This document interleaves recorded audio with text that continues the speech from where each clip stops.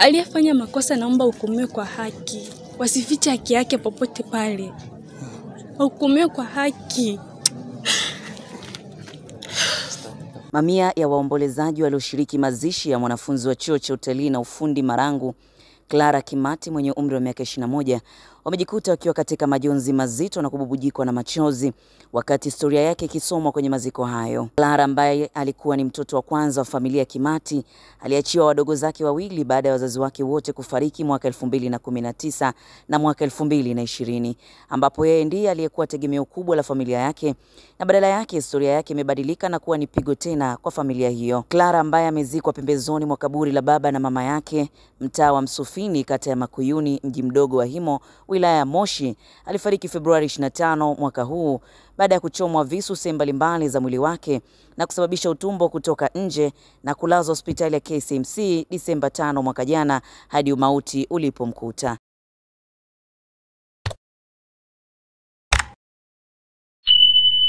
Kifo.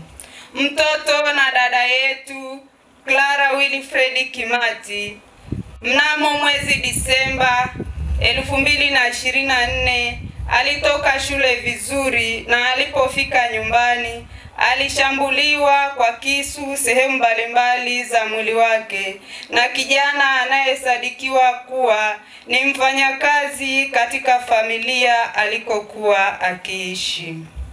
Alipelekwa katika hospitali ya KCMC kwa matibabu. Mnamo tarehe 25 mwezi wa pili mwaka 2025, mpendwa mtoto wetu na dada yetu Clara alifariki dunia kutokana na majeraha hayo. Amefariki akiwa na miaka 21. Clara alitazamiwa baadaye aje awe mtu katika familia hii, asaidie familia hii. Lakini basi Clara yuko hapa, amepumzika usingizi wa milele. Sisi kama familia, zawadi kubwa ambayo tunaweza tukampa mtoto wetu ni sala. Zawadi kubwa ambayo tunaweza tukampa mpendwa wetu ni sala.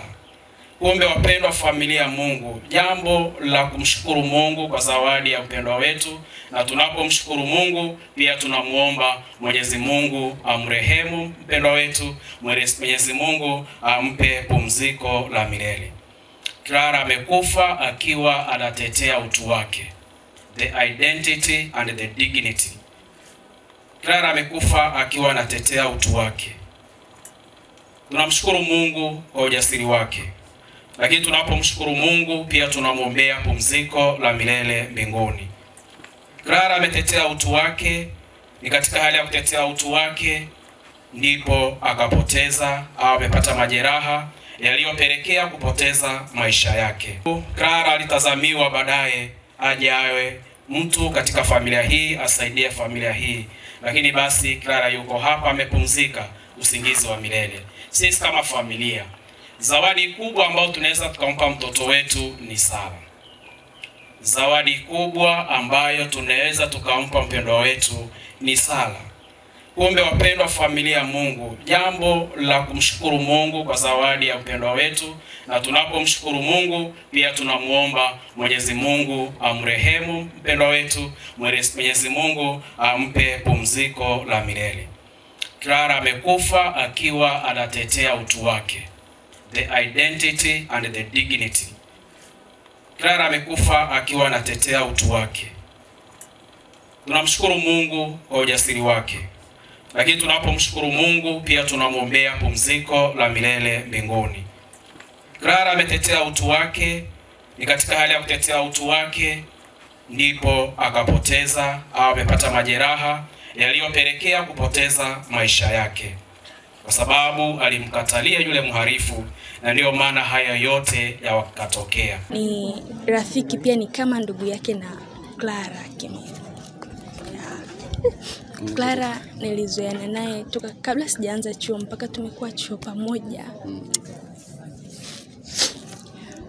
Tumefanya mambo mengi na Clara. Clara alikuwa mtu wa watu, mtu wa kupendwa na watu. But I don't know why. Kwa nini wameamua kumfanyia hivyo sijui.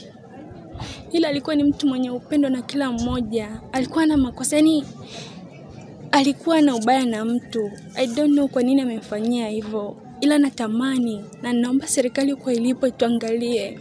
Natamani haki ya Clara ipatikane. Aliyefanya makosa naomba hukumiwe kwa haki. Wasifiche haki yake popote pale. Hukumiwe kwa haki. Ndio nilipoanza kumfahamu Clara na nimesoma darasa moja la kusomea umeme. Ndio nilipoanza kumfahamu Clara na mara mwisho tulikuwa tunajiandaa kwenda kufanya mtihani wa practical wa electric. Ndio jioni kama kesho kutwa tunafanya mtihani, leo jioni kama leo hivi akashambuliwa na kijana. Kwa hiyo inasikitisha, pia inatia huruma. Kifupi tumeumia. Alikuambia kwamba anapitia changamoto yoyote kuhusiana na huyu kijana ama usumbufu kwa huyu kijana? Kikweli hapana, hajatuambia. Sababu tunashirikisha vitu vingi, lakini hilo kwamba kijana msumbua hajawahi kutushirikisha hilo. Ilikuwa ghafla tu. Hiyo ilikuwa ni ghafla. Pengine hivyo vingi ni vitu alivyokuwa na ushirika. Kushirikisha kwanza alichoshirikisha kwamba yeye ni yatima. Shafiwa na baba yake, shafiwa na mama yake. Anakaa na mama wa kumlea. Kwa changamoto zingine kama za kimasomo na nini kwa tunasaidiana. Yaani changamoto hususan kwa tuelezea changamoto za kimasomo. Clara ni miongoni mwa wanafunzi ambao walipata ufadhili na yeye mpaka mimi nikamfahamu, nilimfahamu kupitia paroko pale kanisani kwetu akiwa anamtafutia nafasi ya kumsaidia kusoma pale kwetu kwa sababu alikuwa na uwezo wa kulipiwa na kama ni mzazi ni mtoto ambaye wazazi walishakufa wote. Kwa hiyo tukawa tumemchukua kama mwanafunzi ambaye alikuwa ni yatima na alisoma fani ya umeme kwa muda wa miaka miwili. Alikuwa ni mwanafunzi ambaye mtu wa watu. Yaani alikuwa ni mtu wa watu kwa sababu kwa maisha yake yote ambayo amekaa pale shuleni hatujawahi kusikia ugomvi. Hatujawahi kusikia iwe mtaani au pale shule. Na alikuwa ni mtu ambaye kampani yake kubwa ni wavulana na wasichana baadhi kwa sababu alikuwa sio mtu wa mambo mengi hapana namna hiyo. Na kwa kweli kwa tukio hili limetusikitisha binafsi kwa sababu tangu